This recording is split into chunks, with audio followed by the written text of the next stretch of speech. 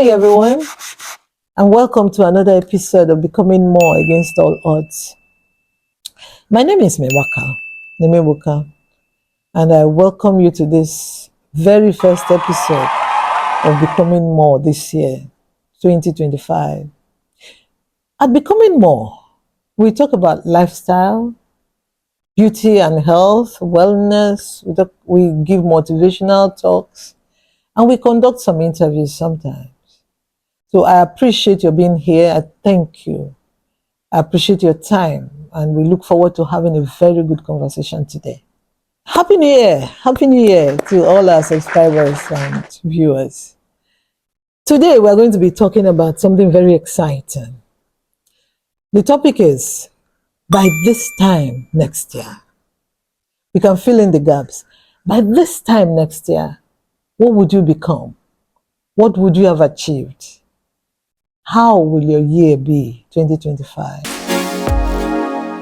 So, by the special mercy of God, we are at the beginning of a new year. Some people couldn't make it, but we're here. And what can we do? How do we make this year count? How do we make our lives count and make our experiences shine out? It is exciting that we have brand new 365 days, brand new opportunities, new things that we can do and become. Some of us may have set goals for 2025, but it is key to set goals that are specific, goals that are measurable, goals that are achievable, goals that are relevant, realistic, and goals that are time-bound. Otherwise, you'll get disillusioned and get discouraged. So how do we go about setting goals? I know that you can share your goals with me on this platform, but I want us to add, if we have written down our specific goals, I want us to add these ones that I consider very relevant. Number one, please practice self-care. You have set goals, fine, but take time out to look after yourself. Don't do things that overwhelm and, take out of your energy all the time. Take time to relax. Have on your calendar days that you can tick for relaxation. I really know that if we don't take care of ourselves, we're going to fall into a number of health crises. A number of suggestions for self-care. Find time for a skincare routine. You know that your skin is the first expression of yourself to the world. And if you don't take care of yourself, you don't rest enough, you don't have a skincare routine, you're going to show signs of, exhaustion, maybe aging and things like that before your time. And it's going to take out of your energy and it's going to cause some problem for you. So take time out to concentrate, to develop a skincare routine. That's one way to take care of yourself. Another way to take care of yourself is to practice meditation. Meditation has a way of helping you all, or helping us all. When you meditate, it's like taking out the toxic, removing the anxiety and then resting on the things that are relevant, on the God factor. Take time out to meditate and pray because you're not smart enough. You don't know a number of things that, you're walking into every day. So you need to meditate and imbibe, the God factor, God to take over your daily routine. Apart from skin, you have to meditate. Recently, a mentor, somebody I look up to a lot, whose messages I listen to a lot, had a health issue. And when he came back from it, he told his congregation, I am going to take care of myself. Permit me to take care of myself. I'm going to take them out and go to the beach with my wife, and we're going to hang out, drink some good drinks, and let my feet touch the sand at the beach. So find time out to relax. Otherwise, you'll break down and you will not be able to achieve your goals. Number two goal that I want you to maybe include among your goals, if you don't have it, is that you should do a little more reading. Read some more. Some of us have books that are, stocked up in our libraries, but we don't open them. You have good readable materials on Audible, on the internet. Take time out. Look for good materials to read. Reading broadens your horizon. It opens your mind. You begin to know that there are worlds outside this place. And it's going to help your goals. It's going to make you do more and become more. Another thing is practice gratitude. Most times, we concentrate on the things that haven't happened to us. We forget that a lot more good, a lot more positive things have happened around us. So practice gratitude every day. Begin to reflect on the things that have happened, the good things around you. Thank God you have a home. Thank God you have food on your table. Thank God you have family, you have friends. Thank God you have good health. Thank God you have some money in your account. Thank God you have places to go to. Just think about the positive around you and diminish the negative. That is a good goal for 2025. Because when you do that, it will make you achieve more. Another goal I want us to consider is that we should do a little more networking. Some of us are too confined. We have remained in the same environment for so long. Attend events where you meet other people and share your dreams. Increase your circle of friends. Some of us have had friends, the same friends, for years, decades. We don't add. I'm not saying you should discard your friends, but add to the number of friends you have. That is going to help with your networking. It improves your business connections.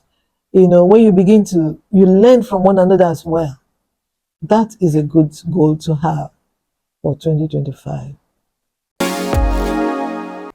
Now, we don't have any excuse for remaining at the same spot, here in, here out.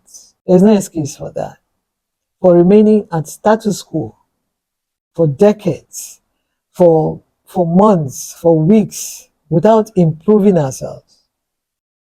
Yes, we may have challenges, things that will hold us back, but we have to push forward and become more.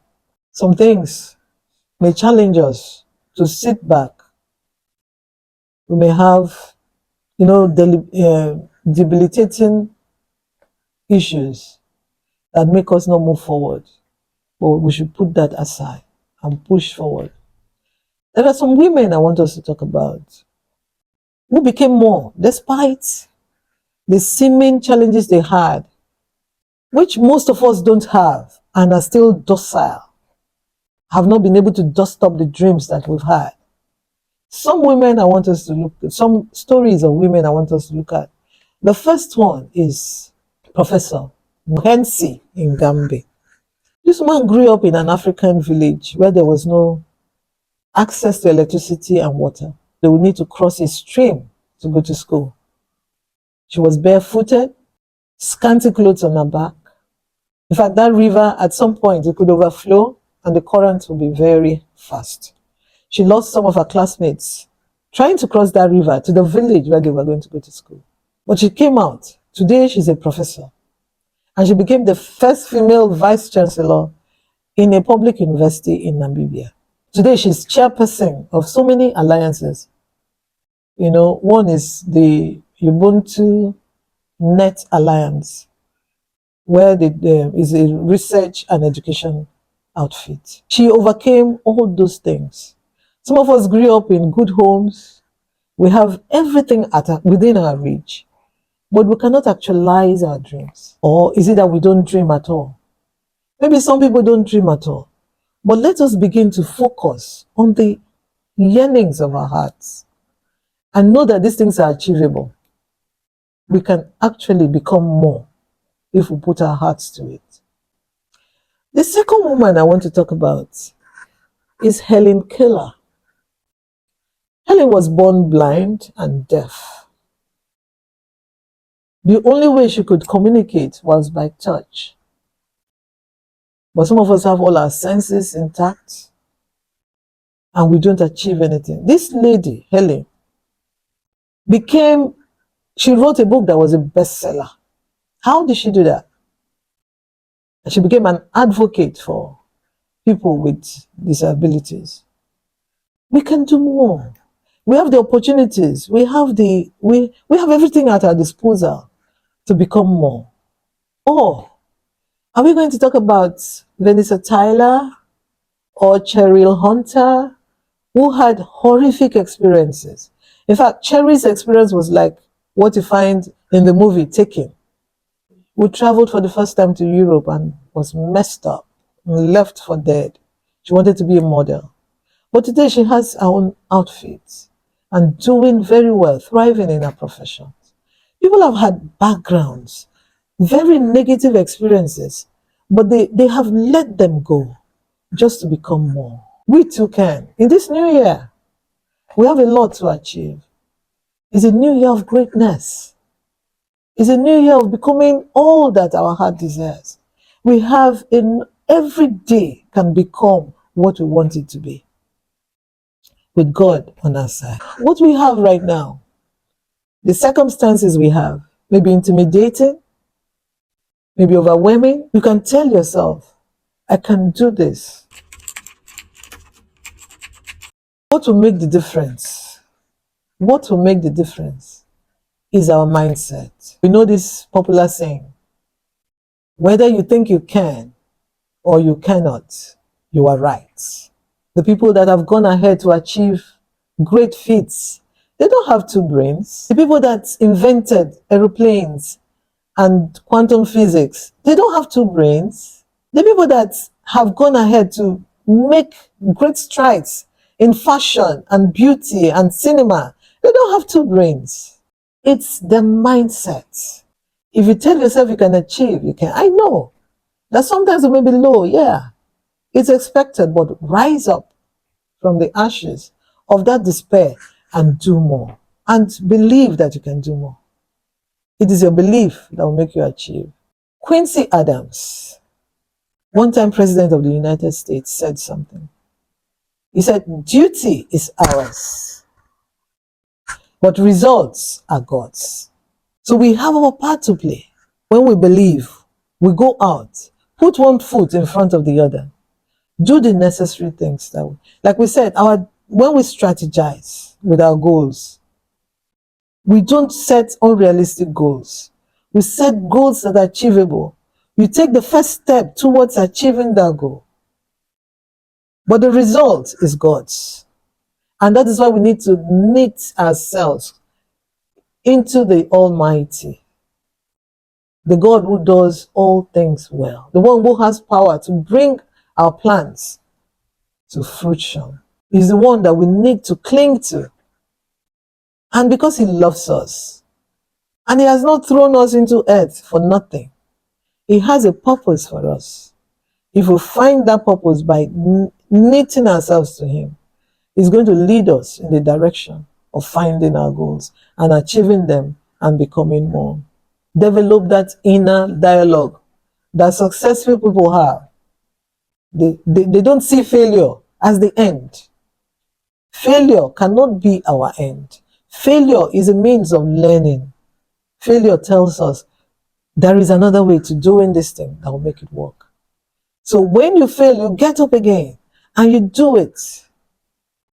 Try again and you're going to achieve eventually. This is a good year. Are we set to doing good things, amazing things that would make the year worth it? 4 things can hold us back.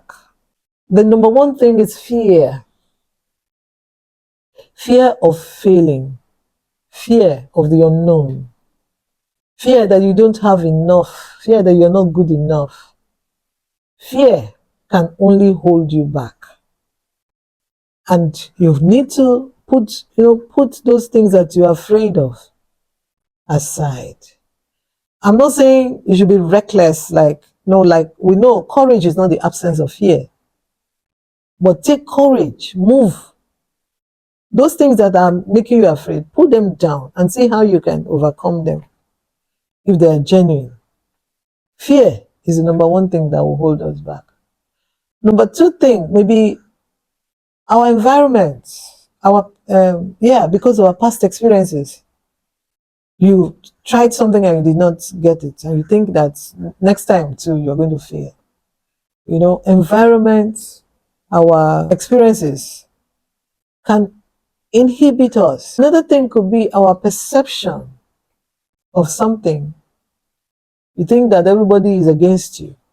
Meanwhile, nobody has your time, nobody's talking. So you're not putting yourself forward. It can inhibit you. Another thing is, the last thing I want to talk about, apart from when I say perceptions, I mean assumptions. You assume that people don't like you, so you don't put yourself forward. But the last thing I want to talk about, among other things, is technology. Let us learn to embrace technology. The world is moving forward. Some of us cannot even put on a computer, don't know how to start a computer. Learn to embrace new technologies that are coming out so that you're not left behind. When we put away these four things, fear, assumption, our environment, and then not embracing technology, it will help us to move forward and achieve our goals. 2025 is a good year. Cheers to an amazing year. We'll make it. Cheers to the ones that make us smile and bring the sparkle back into our lives. Cheers to all our followers, our subscribers and viewers. Cheers to the best year ever. By this time next year, what would you be? What would you have become? What would you have achieved? Thank you for listening. God bless you.